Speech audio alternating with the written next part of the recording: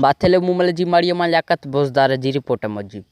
बहरिया town पारां मलीर जे ॻोठनि ते कहरी कार्रवाइनि ख़िलाफ़ सिंधी अदबी संगत सिंध जे मरकज़ी सेक्रेटरी जनरल फ़कीर परेल दायो जे सॾ ते सिंध अदबी संगत शाख बुखारा ॿेड़ी ऐं शाख माथेलो मुमल जी माड़ीअ पारां भिटाई चौक ते एहतिजाजी मुज़ाहिरो करे बहरिया टाउन ऐं मलक रियाज़ ख़िलाफ़ शदीद नारेबाज़ी कई वई। उन मौक़े ते शाह ख़ालिद लियाकत बोज़दार सदाकत बुखारी कुर्बान बोज़दार वकार कलादी कामरेड अब्दुल सत्तार हिदायत इनकलाबी हसन कलादी गुल हसन समेत कलम धड़िन चयो त बहरिया टाउन नओं इसराइल ठहण जी साज़िश आहे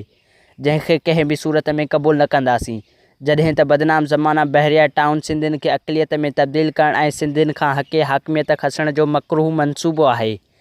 बहरिया टाउन ऐं मली डेवलपमेंट अथॉरिटी हिक साज़िश तहत सिंधियुनि जी क़दीम ॻोठनि खे मिसारे सिंध जी क़ौमी तशख़ुस खे शदीद नुक़सान रसाए रहिया आहिनि, जॾहिं त सिंध हुकूमत ख़ामोश तमाशाई बणियल आहे।